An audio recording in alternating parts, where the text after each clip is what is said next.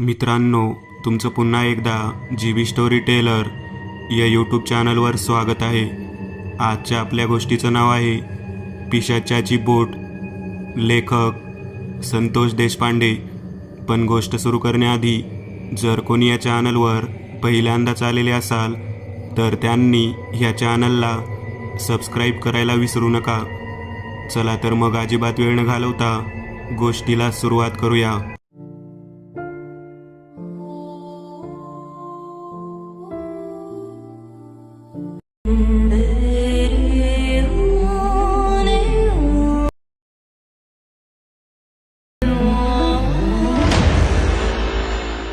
साधारण 1.5 तासाचा अंतर बोटीतून प्रवास करून जायला मिळणाऱ्या आनंदामध्ये आम्ही सर्वजण होतो.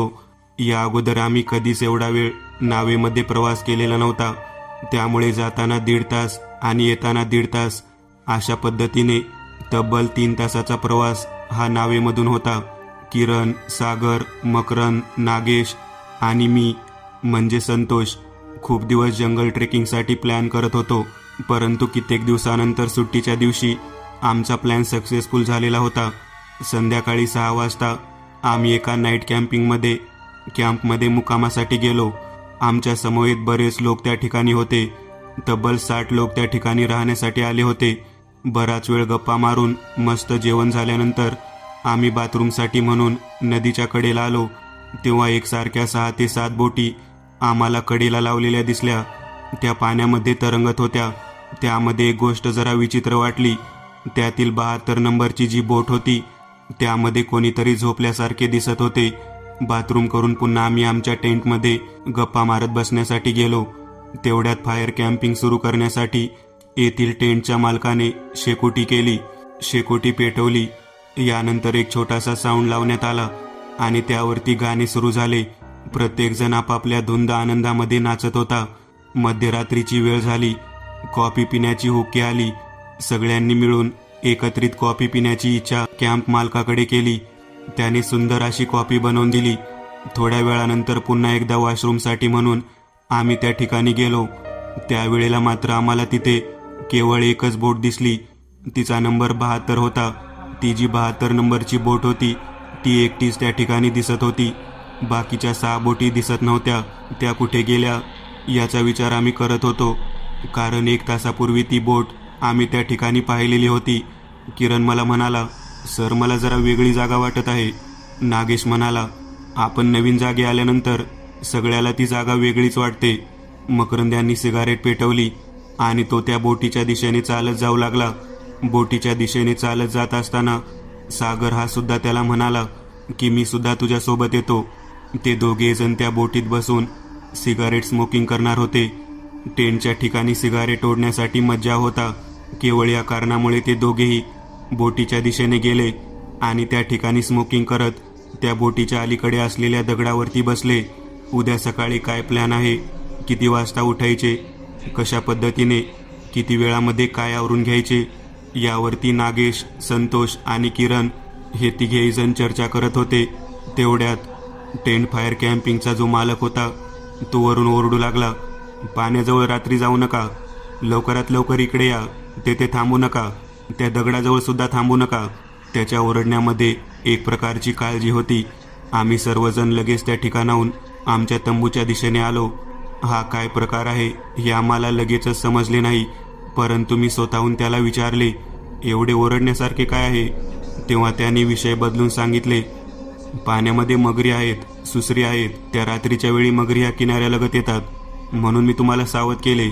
बापरे, म्हणजे या एवढ्या मुख्य पाण्यामध्ये मगर, सुसर यासारखे प्राणी सुद्धा आहेत तर?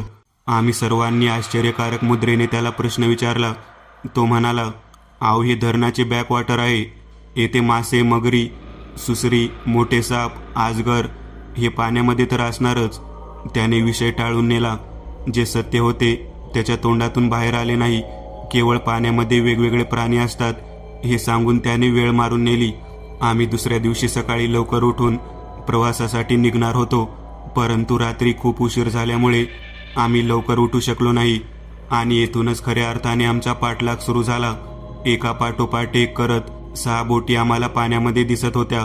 ज्या 6 बोटी रात्री आम्हाला त्या जागी दिसल्या नव्हत्या केवळ 72 नंबरची एक बोट मोठ्या दगडाच्या पलीकडे रात्री दिसत होती. त्यामध्ये 6 या पद्धतीने लोक जाणार होती. 7वी बोट जी होती ती केवळ दूरवर त्या दगडाच्या पलीकडे होती. त्या दगडावरती रात्री सागर आणि मकरंद दोघेजण सिगारेट ओढत बसलेले होते. तोच मोठा दगड होता ज्याच्या पलीकडे उभारलेली 72 नंबरची बोट तंबूच्या कॅम्पच्या मालकाला दिसलेली नव्हती. आम्ही सर्वजण कसे बसे आंघोळ करून नाश्ता करून सोबत असलेले जेवणाचे पार्सलचे पाकिट आमच्या जवळ घेतले आणि खाली पाण्याच्या दिशेने वेगाने आलो. आम्ही त्या ठिकाणी येईपर्यंत सर्व 6 बोटी निघून गेलेल्या होत्या. आमच्या लक्षात येईना आम्हाला सोडून सर्वजण का निघून गेले. बहुधा आम्हाला उशीर झाल्यामुळे ते निघून गेले असावेत. इतक्या 7वी बोट आम्हाला पाण्यामध्ये उभारलेली दिसली. त्या बोटीवरती 72 नंबर असे लिहिलेले होते. मकरंद म्हणाला, आपल्या नावाची बोट येते आहे, काळजी नसावी, चला बोटीमध्ये बसूयात. आम्ही सर्वजण बोटीमध्ये बसलो. आतमध्ये गोलाकार भागात एक वृद्ध व्यक्ती जो अतिशय हाडकुळा आणि केस वाढलेला होता तो झोपलेला होता. तो व्यक्ती आम्हाला पाहून म्हणाला, तुम्हाला खूप उशीर झाला आहे, या बोटीमध्ये बसू नका. नागेश समोर बोट दाखवत त्या म्हाताऱ्या व्यक्तीला म्हणाला, कुठे काय उशीर झालाय, समोरच्या 6 बोटी जाताना दिसत आहेत ना पाण्यात, त्यांच्या पाठोपाठ आमची बोट लावा, आपण वेळेत पोहोचू. तो वृद्ध व्यक्ती आम्हाला बजावून सांगत होता की आता उशीर झाला आहे, तुम्ही प्रवासाचा आग्रह धरू नका. किरण त्या म्हाताऱ्या व्यक्तीवरती चिडला, तुम्हाला यायचं नाही हे सांगा ना, आम्ही येथे पैसे भरून जंगल ट्रेकिंगसाठी आलो आहोत आणि तुम्ही आम्हाला चक्क या कॅम्पमध्येच मुक्काम करायला सांगता. चला हवे तर पैसे जास्त घ्या, परंतु त्या समोरच्या बोटीच्या पाठोपाठ आमची बोट लावा. तो म्हातारा त्या दिशेने बोटीमध्ये चालत निघाला आणि त्याला रागाने म्हणाला, चला लवकर, उशीर करू नका, काय 500 रुपये वाढवून देतो. तो म्हातारा व्यक्ती 5-6 जणांना समोर काही न बोलता डिझेल इंजिन स्टार्ट करून बोट सुरू करून त्या 6 बोटी यांच्या पाठोपाठ निघाला. बाजूला निसर्गरम्य वातावरण होते. दुतर्फा उंचच्या उंच पर्वतरांगा, अथांग पसरलेले पाणी आणि त्या पर्वतरांगांवरती असणारी जंगल संपत्ती, प्रचंड वृक्षवेली यांनी भरलेला तो निसर्गरम्य परिसर. प्रवासाला सुरुवात झाल्यानंतर सर्व सहकारी इतके खुश होते की त्यांनी त्या म्हाताऱ्या व्यक्तीकडे लक्ष दिले नाही. फोटो काढणे, दुर्बिणीतून दूरवरचे दृश्य पाहणे, मोठ्या कॅमेऱ्यातून शूटिंग करणे यामध्ये सर्वजण मग्न होते. खूप वेळ प्रवास केल्यानंतर त्यांच्या लक्षात आले की बोट ज्या दिशेने निघालेली आहे तिच्या समोर असलेल्या 6च्या 6 बोटी खूपच दूरवर निघून गेलेल्या आहेत. दुर्बिणीतून ते अंतर जवळजवळ 8 किलोमीटर लांब वाटत होते. किरण म्हणाला, आपण खूपच मागे राहिलेलो आहोत, आपण त्या ठिकाणी लवकर पोहोचणार का. त्याच वेळेला मी आणि नागेश या दोघांनी म्हाताऱ्या व्यक्तीला विचारण्यासाठी मागे वळून पाहिले तेव्हा बोटीमध्ये कोणताही व्यक्ती दिसला नाही. हे कसे शक्य आहे, 100 ते 150 फूट खोल पाण्यामध्ये या अथांग धरणाच्या बॅकलॉक वॉटरमध्ये ही व्यक्ती गेली तरी कुठे. नागेश, सागर, किरण, मकरंद आणि मी आम्ही 5ही जण एकमेकांकडे पाहू लागलो. दूरवर अथांग पसरलेल्या त्या पाण्यामध्ये केवळ आम्ही 5 जण बोटीमध्ये होतो. जी व्यक्ती होती ती म्हातारी वृद्ध व्यक्ती नेमकी कुठे गेली हे काहीच कळत नव्हते. आता बोट पुढे निघाली होती. तिला चालवणारा व्यक्ती त्या ठिकाणी नव्हता, परंतु बोटीचा मार्ग मात्र अगदी सरळ पद्धतीने ती कापत चाललेली होती. 1 ते 1.5 तासाच्या अंतराने बोट एका किनाऱ्याला येऊन थांबली, जेथे अतिशय जुन्या काळातील दगडामध्ये कोरलेली सुंदर अशी कमान होती. त्या कमानीवरती संपूर्णतः अजस्त्र वेली पसरलेल्या होत्या. त्याच वेळेला बोटीमध्ये उभा राहून किरण म्हणाला, आपल्याबरोबरच्या 6 बोटी त्या दूरवरच्या डोंगराच्या शेजारच्या किनाऱ्यावरती आहेत, आपण या ठिकाणी कसे काय आलो आहोत. नागेश म्हणाला, जाऊ दे, शेवटी आपण कोणत्या तरी किनाऱ्याला आलो ना, हे महत्त्वाचे. शेवटी सर्वजण एक एक करत आमच्या सोबत असलेले ट्रेकिंगचे बॅग पाठीवरती अडकवत त्या कमानीच्या दिशेने निघालो. कमान ओलांडून आत गेल्यानंतर चित्रविचित्र पद्धतीची जुन्या काळातील अजस्त्र अशी झाडं दिसत होती. एक जंगलामधले चेक पॉइंट आम्हाला दिसला, तो सुद्धा खूप पडक्या पद्धतीच्या दगडांमध्ये दिसत होता. आम्ही त्यावेळेला थोडे मागे वळून पाहिले तेव्हा मात्र मकरंद ओरडत होता, अरे आपण आलेली बोट पाण्यात दिसत नाही, आपण ज्या बोटीतून आलो ती बोट गायब झाली आहे. मकरंद ओरडत होता, बोट गायब झाली आहे, बोट गायब झाली आहे. किरण, नागेश, सागर आणि मी आम्ही 4घे जण मागे वळून पाहत होतो. तेव्हा बोट मात्र खरोखरच दिसत नव्हती. हा नेमका काय प्रकार आहे हे कळण्यास अलीकडची गोष्ट होती. आता परत जायचे कसे? त्याच वेळेला नागेश म्हणाला, या जंगलातून चालत गेल्यानंतर पलीकडच्या बाजूला त्या 6 बोटी दिसत आहेत ज्या आपल्या कॅम्पिंगच्या शेजारी होत्या. तिथपर्यंत आपण चालत जाऊ. किरण म्हणाला, तेवढे अंतर काढण्यासाठी आपल्याला डोंगर चढून पलीकडे जावे लागेल. तिथून थोडे अंतर परत उतरून मग त्या बोटीच्या किनाऱ्याजवळ आपण पोहोचू. येथील अजस्त्र वेली, झाडं हे पाहता मला वाटतं हे अंतर कापण्यासाठी भरपूर वेळ जाणार. मला वाटतं आपण लवकरात लवकर हे अंतर कापणे गरजेचे आहे. या जंगलातून, या पर्वतमय भागातून जाताना खूप वेळ होऊन संध्याकाळ व्हायला नको म्हणजे झालं. जर संध्याकाळ झाली आणि तेथील ते 6 बोटवाले लोक जर निघून गेले, मग आपण परत जायचं कसं? मकरंद घाबरलेला होता. तो म्हणाला, मला हा सर्व प्रकार विचित्र पद्धतीचा वाटत आहे. सगळ्यात अगोदर त्या बेटाजवळ जे पाण्याच्या मध्यभागी होते तेथून तो म्हातारा बोटीतून सर्वप्रथम गायब होणे, आपोआप बोट सरळ मार्गाने या ठिकाणापर्यंत येणे, या सर्व गोष्टी मला जरा विचित्र वाटत आहेत. नागेश म्हणाला, मला ही गोष्ट खूप विचित्र वाटत आहे. तो म्हातारा नेमका गेला कुठे? आपण फोटो काढत होतो, शूटिंग करत होतो. तो व्यक्ती बोट सोडून पाण्यात उडी मारून तर गेला नसेल ना? परंतु तो का बरं निघून जाईल? नक्कीची जागा भयानक वाटते. सागर म्हणाला, आता बोलण्यात वेळ घालवू नका. ही जी समोर दिसत आहे ती कमान पार करून आपल्याला हा डोंगर पार करायचा आहे. डोंगर पार झाल्यानंतरच खाली उतरून गेल्यावर आपल्या कॅम्पिंगमधल्या लोकांची गाठ पडेल आणि आपण त्या 6 बोटीतून ॲडजस्ट होऊन परत कॅम्पिंगच्या ठिकाणी जाऊ शकू. चला लवकर निघा इथून. आम्ही एका पाठोपाठ एक त्या विचित्र पद्धतीच्या कमानीजवळ असलेल्या चेकपोस्टजवळ आलो. चेकपोस्टची अवस्था अतिशय दयनीय स्थितीमधली होती. 1 वर्ष बंद पडलेल्या अवस्थेतले ते चेकपोस्ट दिसत होते. त्या ठिकाणी थांबलो. गर्द झाडी आणि अशा अवस्थेत साधा सूर्याचा किरणसुद्धा त्या जंगलात प्रवेश करू शकणार नाही असे वातावरण होते. त्या चेकपोस्टजवळ पोहोचल्यावर तिथे कोणताच व्यक्ती प्रथम दिसला नाही. एक गेट होते जे खूपच उंच होते, त्याला ग्रिल होते आणि बहुधा चेकपोस्टवरती चेकिंग झाल्यानंतर असते ते गेट उघडून आतमध्ये प्रवेश करता येणार होता. एका पाठोपाठ एक आम्ही त्या चेकपोस्टजवळ येऊन थांबलो. आजूबाजूला पाहिलं तर कोणीच दिसत नव्हतं. इतक्यात नागेश म्हणाला, कोण आहे का इथे? त्याच वेळेला चेकपोस्टच्या मागच्या भागातून हातात बंदूक घेतलेला एक व्यक्ती चालत येताना दिसला. दिवसा ढवळे आताच बंदूकधारी व्यक्ती या जंगलात काय करत असेल याचा विचार मनात आला.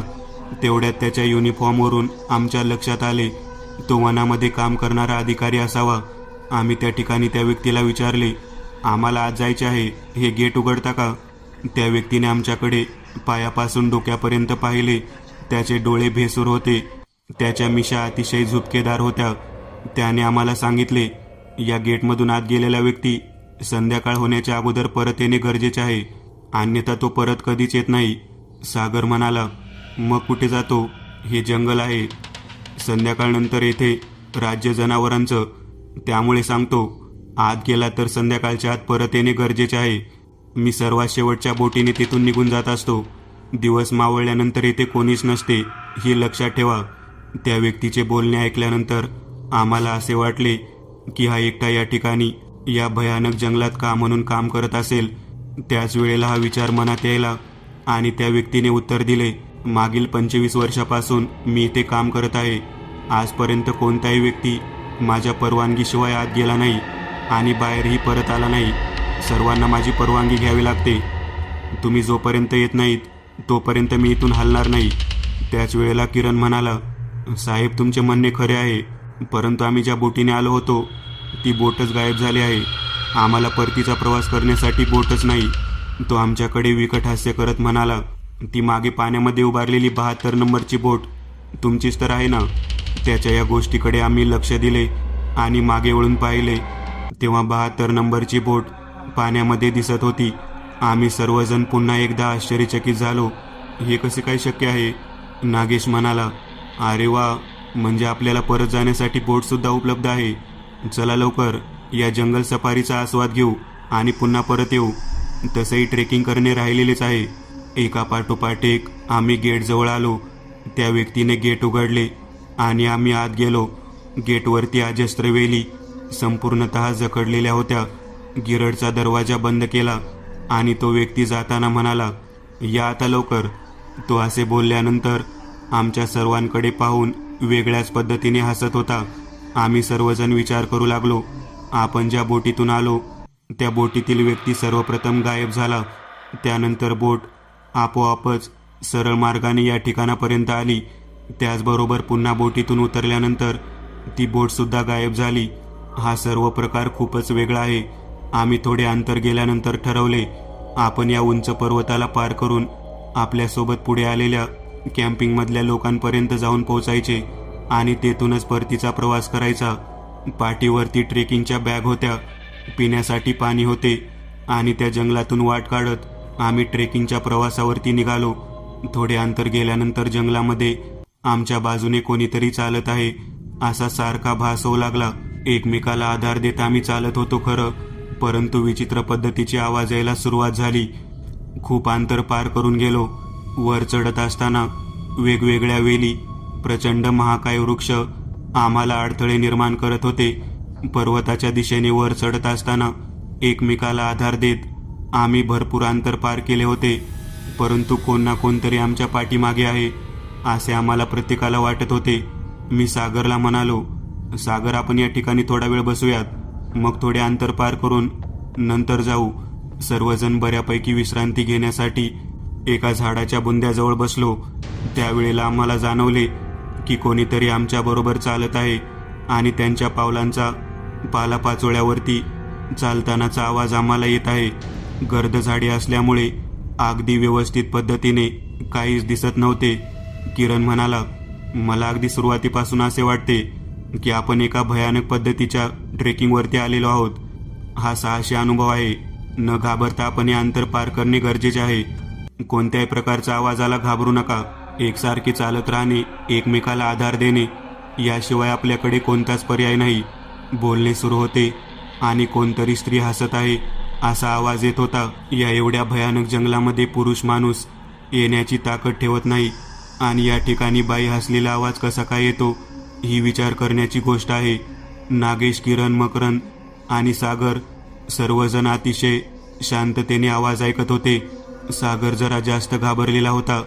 तो म्हणाला, मला वाटतं आपण आल्या वाटेने परत जावे. आपली बोट त्या ठिकाणी आहे, त्या बोटीत बसावे आणि आपापल्या कॅम्पिंगच्या ठिकाणी लवकरात लवकर पोहोचावे. किरण म्हणाला, तू म्हणतो तेवढी सोपी गोष्ट नाही. मला तर त्या बोटीबद्दल संशय येतो. त्यातील तो व्यक्ती, परत ती बोट, हे जरा वेगळेच गणित आहे. आपण लवकरात लवकर तो पर्वत पार करणे गरजेचे आहे. कोणत्याही आवाजाकडे लक्ष देऊ नका. हे जंगल भयानक आहे हे आपल्याला माहीत आहे, परंतु आपण 5 जण आहोत.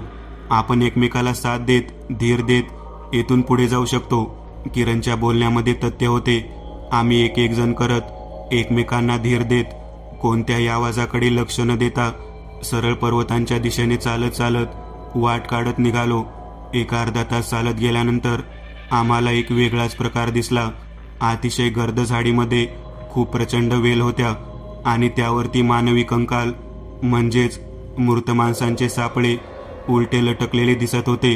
हा प्रकार काय आहे हे समजण्याइतपत आम्ही सर्वजण शहाणे होतो. ही जागा खूपच भयानक आहे हे आम्ही चांगलेच ओळखले. त्या वाटेने पुढे जायचे का मार्ग बदलून दुसऱ्या वाटेने डोंगर गाठायचा याबाबत आम्ही विचार करू लागलो. तेवढ्यात पुन्हा एकदा स्त्रीच्या किंचाळलेला आवाज ऐकू येऊ लागला. स्त्री किंचाळत होती, परंतु रडत नव्हती, विवळत नव्हती किंवा कळवळत नव्हती.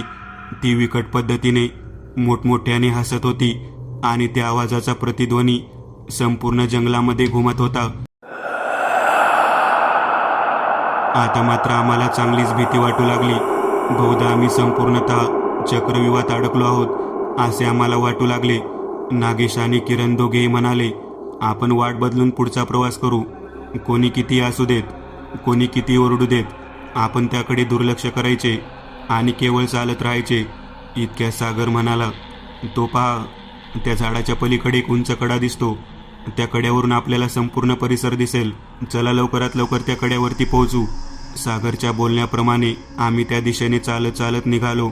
वरच्या बाजूला आम्ही त्या कड्यावरती पोहोचलो आणि वरून आम्ही चालत आलेला हा परिसर अगदी व्यवस्थितरित्या पाहिला.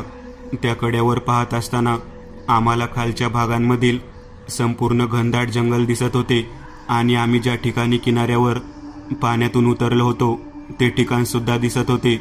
तिथे ती 72 नंबरची बोट होती. अजून दुसऱ्या बाजूला पाहिल्यानंतर आमच्या समवेत आलेले कॅम्पिंगमधले सर्व सहकारी यांचे ग्रुप असलेला किनारा, तेथील 5 ते 6 बोटी आम्हाला अगदी व्यवस्थितरित्या दिसत होत्या. आता त्या दिशेने जाण्यासाठी वाट सुद्धा दिसत होती. किरण, नागेश दोघेही म्हणाले, आपल्याला त्या दिशेने जाणे गरजेचे आहे. चला लवकर. येथे चित्रविचित्र आवाज येत आहेत. त्या जंगलामध्ये कित्येक लोक आपला जीव गमावलेले असतील. त्यांचे आत्मे तळमळत असतील. आपण येथून निघणे गरजेचे आहे.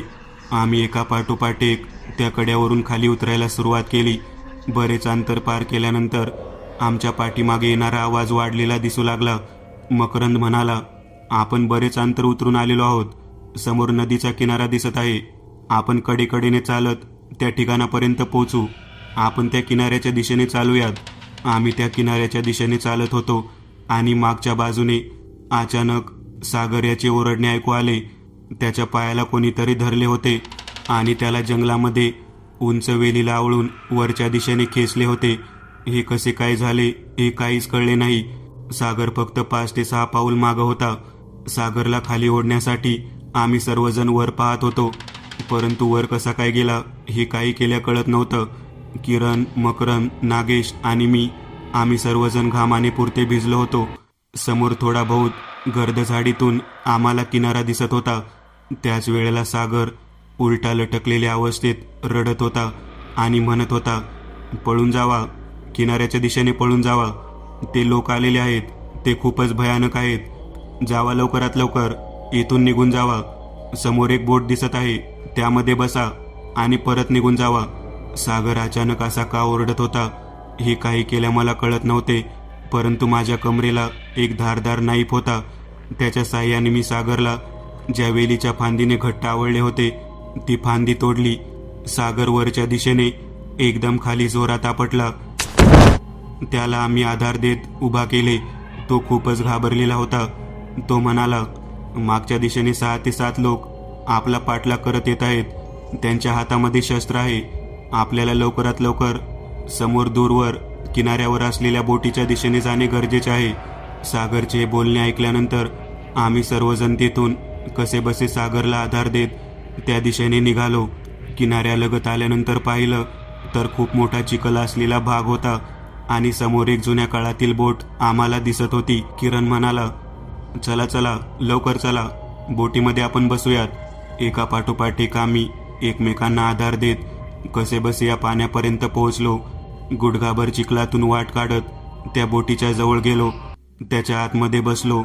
अतिशय जुन्या पद्धतीची जीर्णावस्थेत असणारी ती बोट होती. हातामध्ये डिझेलचे इंजिन लोखंडी दांडा गोल फिरवून सुरू केले. तब्बल 40 ते 50 लोक अगदी व्यवस्थितपणे बसतील अशी ती बोट होती. आम्ही इंजिन सुरू केले. समोरच्या दिशेने बोट निघाली. मागे वळून पाहिले तेव्हा मला सागरने सांगितलेले ते चित्रविचित्र लोक किनाऱ्यावरती आलेले दिसले. ते हसत होते. त्यांच्या हातामध्ये भाला आणि कोयते हे शस्त्र होते. आम्ही बोटीमध्ये बसलेले पाहून त्यांनी आनंद व्यक्त करायला सुरुवात केली होती. आम्हाला काहीच कळत नव्हते की नेमके काय चालू आहे. बोट सुरू झाली आणि तब्बल 50 ते 60 फूट अंतर पार करून पाण्यामध्ये मार्गस्थ झाली होती. समोरच्या डाव्या बाजूला केवळ 100 फुटाच्या अंतरावरती आम्हाला आमच्या कॅम्पिंगमधील 6 बोट आणि त्यामध्ये बसलेले सहकारी लोक दिसत होते. चला, एकदाच्या आपण आपल्या शिबिरातल्या लोकांबरोबर एकत्रित येत आहोत. या आनंदामध्ये आम्ही सर्वजण होतो. याच वेळेला आकाशामध्ये काळोख आहे हे सुद्धा आमच्या लक्षात येऊ लागले. किरण म्हणाला, काही का असेना, आपण या भयानक जंगलातून मार्ग काढत या किनाऱ्यापर्यंत तरी पोहोचलो. सागर, तुला मागच्या मागे कोणी ओढले होते? तेव्हा सागर म्हणाला, मला काही समजले नाही. माझ्या पायाला कोणीतरी खेचले आणि माझा पाय काही क्षणाच्या आतच त्या वेलीमध्ये अडकला आणि वरच्या दिशेने मी उलटा लटकलो गेलो. हे सर्व बोलणे चालू होते. काळोख पडायला सुरुवात झाली होती आणि इतक्यात इंजिनच्या दिशेने आम्ही बसलेलो 5 जण आमच्या समोरच्या बाजूला एक एक करत 3 जण आम्हाला बोटी समोर तोंड करून आमच्याकडे पाठ करून बसलेले दिसले. हे कसे काय शक्य आहे? या बोटीमध्ये आम्ही जेव्हा चाललो तेव्हा कोणीच दिसत नव्हते. दिवस मावळल्यानंतर यामध्ये अचानक हे 3 लोक कुठून आले. त्यामध्ये एक स्त्री होती, एक जखम म्हातारा होता आणि एक वनाधिकारी याचा पोशाख घातलेला व्यक्ती होता. नागेश म्हणाला, जाऊया, बहुधा बोट या ठिकाणी त्यांनीच आणली असावी. आपल्याला पाहून आपल्या मदतीला आले असतील ते. चला आपण त्यांची विचारपूस करू. त्या दिशेने आम्ही एक एक जण करत पुढे होऊ लागलो. इतक्यात तो बसलेला म्हातारा आमच्याकडे पाहून विकट हास्य करू लागला. त्याचे डोळे खूपच भेसूर पद्धतीचे आणि अतिशय भयानक दिसत होते. त्याच्यातून एक प्रकारचा प्रकाश येत होता. किरण म्हणाला, आपण सकाळी याच म्हाताऱ्याला गायब झालेलं पाहिलं होतं. तोच म्हातारा पुन्हा या ठिकाणी आला आहे. तो झुपकेदार मिशा असलेला वनाधिकारी आणि ज्या स्त्रीचा आपल्याला आवाज येत होता ती भयानक स्त्री, सर्वजण आपल्याला या बोटीमध्ये दिसत आहेत. नक्कीच या बोटीमध्ये काहीतरी घडलेलं असणार. मला वाटत नाही की आपण सुखरूप घरापर्यंत पोहोचू. किरणचे बोलणे ऐकून सर्वजण घाबरलो. त्याच वेळेला तो वनाधिकारी असलेले व्यक्ती आमच्याकडे पाहून म्हणाला, चला आता पुढच्या प्रवासाला. मी तुम्हाला सांगितलं होतं, कमानीच्या आतून तुम्ही आत गेलेले आहात तर कमानीच्या आतूनच तुम्हाला पुन्हा बाहेर यावे लागेल. तुम्ही तर या कमानीच्या आतमध्येच आहात, बाहेर कधी जाणार? मी तुम्हाला पुढच्या प्रवासासाठी घेऊन जाण्यासाठी इथपर्यंत आलो आहे. त्याच्याशी आमचे बोलणे सुरू होते आणि तेवढ्यात तिसरा व्यक्ती म्हणजे ती भयानक स्त्री, ती सुद्धा आमच्याकडे पाहून विकट हास्य करू लागली. दगडावर बसून सिगरेट ओढता का? माझ्या लेकराला किती पोळला असेल माहिती आहे का? मी तेव्हापासून तुमचा पाठलाग करत आहे. हे सर्व बोलणे ऐकल्यानंतर आम्ही आश्चर्यचकित झालो. मकरंद आणि सागरकडे पाहत मी म्हणालो, शांततेने यांचे बोलणे ऐकून घ्या. यांना जर आपल्याला मारायचे असते तर त्यांनी जंगलातच मारून टाकले असते. ते आपल्याला काहीतरी सांगू इच्छित आहेत. केवळ शांतचित्ताने ते कुठे नेतात ते पाहूया. सागर आणि मकरंदला मी सांगितलेल्या सूचनेमुळे दोघेही शांत बसले. पण आम्हाला कळेना की त्या दगडावरती तिचे लहान लेकरू आहे म्हणजे नेमकं काय. बराच वेळ गेल्यानंतर ते तिघेही आमच्याशी बोलायचं बंद झाले आणि एका ठराविक ठिकाणी म्हणजे बरोबर त्या बेटाजवळ आल्यानंतर त्यांनी बोटीला थांबवले. ज्या बेटाजवळ तो म्हातारा व्यक्ती गायब झालेला होता ते ठिकाण होते. आम्ही काही न बोलता त्या ठिकाणी काय चालले आहे ते पाहत होतो. तो वृद्ध म्हातारा व्यक्ती उतरला आणि बोट कडेला लावत तो म्हणाला, चला आपल्याला इथे थांबायचे आहे. आम्हाला कोणाला नेमके समजत नव्हते. आम्हाला त्या ठिकाणी ते का घेऊन आलेले आहेत. ती स्त्री, तो म्हातारा आणि तो जंगलातील वनाधिकारी हे सर्वजण अतिशय भेसूर पद्धतीने आमच्याकडे पाहत होते. त्यामध्ये कोणाला काय बोलावे हे काही समजत नव्हते. या ठिकाणी आलो होतो खरे, परंतु आमचा जीव अजून सुरक्षित राहू शकेल याची शाश्वती नव्हती. कारण प्रत्येकाला वाटत होते या बेटावरती आपल्याला त्यांनी घेऊन आलेले आहेत. कदाचित येथे आपला ते जीव घेतील आणि येथेच पुरून टाकतील. शंका मनामध्ये सर्वांच्याच आलेली होती, परंतु धाडस मात्र कोणीच करत नव्हतं. इतक्यात तो वृद्ध व्यक्ती आम्हाला त्या बेटावरती असलेल्या झाडांच्या गर्द झाडीमध्ये घेऊन एका झोपड्यासारख्या पडलेल्या ठिकाणी घेऊन गेला. त्या ठिकाणी पोहोचल्यानंतर आमच्या सर्वांच्या कडेने ते तिघेजण उभा राहिले. त्या झोपड्याच्या आतमध्ये एक भली मोठी वस्तू लपवून ठेवली होती असे आम्हाला दिसत होते. ती वस्तू काय होती हे कळण्या अगोदर ती विचित्र स्त्री आमच्या समोर उभी राहिली आणि म्हणू लागली, माझ्या लेकराला किती पोळत आहे, त्याला तिथून बाहेर काढा. तुम्ही जर त्याला तिथून बाहेर काढलं तर मी तुम्हाला इथून सहज सोडून देईन. आम्ही कित्येक वर्ष झाले इथे अडकलेलो आहोत. मला आशा आहे की तुम्ही आम्हाला इथून बाहेर काढणार. वनाधिकारी सुद्धा त्याच भाषेमध्ये बोलू लागला. मी नागेश आणि किरणला म्हणालो, मी तुम्हाला म्हणालो होतो ना, यांना जर आपल्याला मारायचं असतं तर यांनी अगोदरच जंगलामध्ये मारले असते. नक्कीच या आत्म्यांना मुक्ती हवी आहे आणि मुक्ती मिळवण्यासाठी ते आपल्याला दयायाचना करत आहेत. त्यांची कोणती तरी गोष्ट कुठेतरी अडकलेली आहे, ती बाहेर काढण्यासाठी ते तडफडत आहेत. आमच्या सर्वांमध्ये बोलणे चालू होते आणि ते सर्वच्या सर्व बोलणे त्या तीनही जणांना संपूर्ण स्पष्टता कळत होते. ते तिघेही लोक म्हणाले, केवळ मध्यरात्रीच्या वेळी चंद्राच्या प्रकाशामध्ये त्या दगडावरती बसणारी व्यक्ती आमचे काम पूर्ण करू शकेल हे आम्हाला माहीत होते. तुम्ही या 5 जणांपैकी केवळ 2 व्यक्तीच्या दगडावरती बसलेले होते. त्या ठिकाणीच आमच्या सर्वांची बैठक होती. माझं तानं बाळ खूप मोठमोठ्याने रडतं. मला त्याच्या रडण्याचा आवाज सहन होत नाही. ती स्त्री सर्व घटना सांगत होती. आम्हाला नेमकं कळत नव्हतं की आम्ही त्यांना कशा प्रकारे मदत करू शकतो. त्याच वेळेला किरण म्हणाला, आम्ही तुम्हाला कशा प्रकारे मदत करू शकतो? आम्ही तुमचे काय नुकसान केले आहे? त्यावेळेला त्या वृद्ध म्हाताऱ्याने सांगायला सुरुवात केली. तो व्यक्ती म्हणाला, माझं नाव आप्पा, ही ठकू आणि तो माझा भाऊ लिंगो. ज्या ठिकाणी तुम्ही त्या तंबूमध्ये राहत होता ती संपूर्ण जागा आमच्या मालकीची आहे.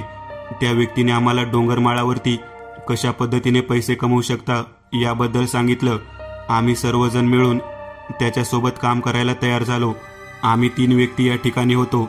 माझा लहान भाऊ लिंगो वनाधिकारी होता. माझी बहीण ठकू, तिचा नवरा राया हा आम्हाला सर्व कामांमध्ये मदत करत होता.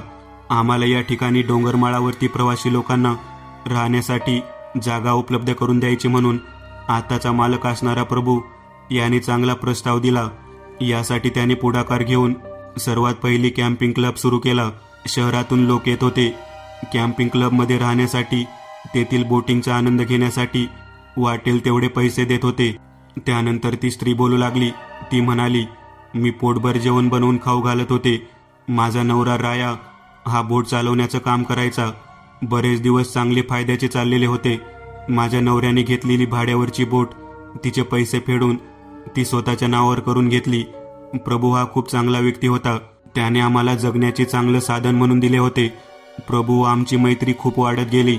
माझा भाऊ लिंगो वन अधिकारी होता. त्याला किती वेळा माझा नवरा या जंगलातील चे पॉइंटपर्यंत सोडायला येत असे. बोटीमधून आनंदाचा प्रवास करत सर्वजण जीवन मजेत घालवत होते. त्याच वेळेला प्रभू याचा मोठा भाऊ कोंडा आमच्या सर्वांच्या जीवनामध्ये आला आणि तेथूनच खऱ्या अर्थाने आमच्या आयुष्याची राखरांगोळी झाली. कोंडा याने स्वतःची नोकरी घालवलेली होती आणि तो भावाकडे राहण्यासाठी आला. सर्वात अगोदर तो खूप छान पद्धतीने वागत होता. पडेल ते काम करत होता. स्वयंपाक बनवणे, भाजी बनवणे या सर्व गोष्टी त्याला जमत होत्या.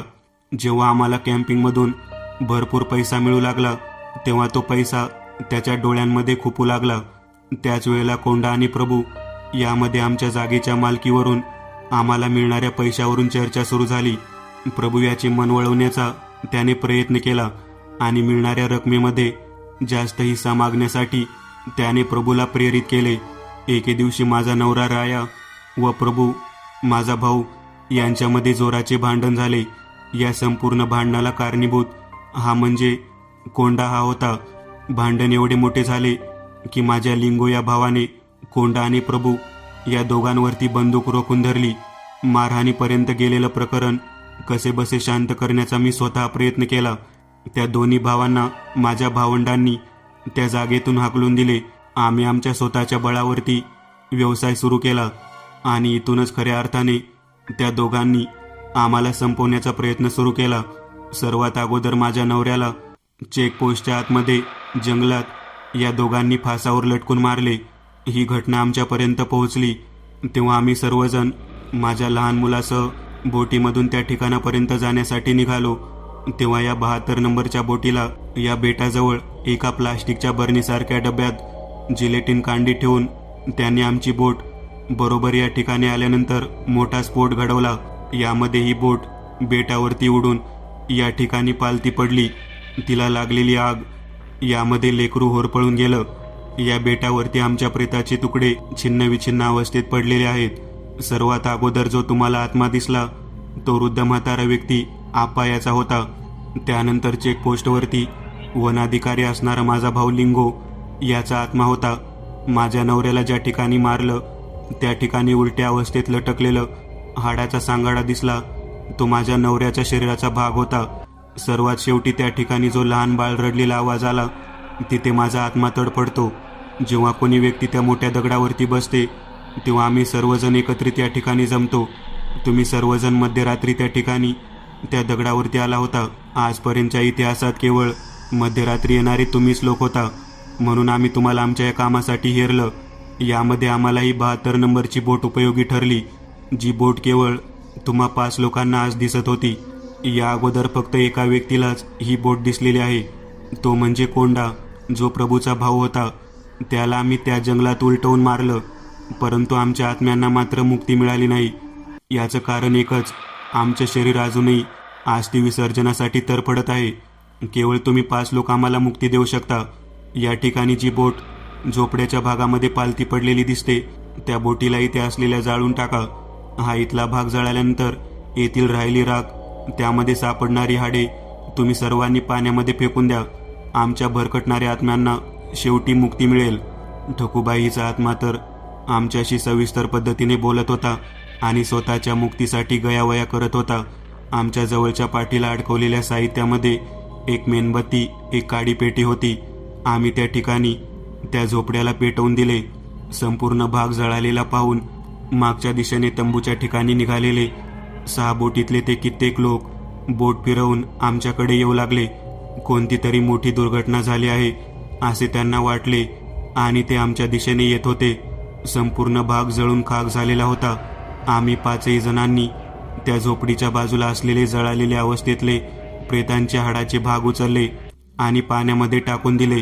जेव्हा मी ते भाग पाण्यात विसर्जित केले तेव्हा त्यांचे आत्मे प्रत्यक्ष आमच्या समोर हास्यमुद्रेमध्ये दिसत होते. ते सर्व प्रेतात्म्यांना मुक्ती मिळालेली होती. आम्ही हे कार्य केल्यानंतर त्या ठिकाणी आमच्या दिशेने येणाऱ्या बोटी दिसू लागल्या. नागेश, किरण, सागर, मकरंद आणि मी आम्ही त्या सर्व येणाऱ्या बोटीकडे पाहत होतो. याच वेळेला समोर 72 नंबरची बोट पाण्यामध्ये चालू स्थितीत आम्हाला दिसली. आता मात्र आम्हाला लक्षात येईना की या सर्व आत्म्याला मुक्ती मिळाली आहे.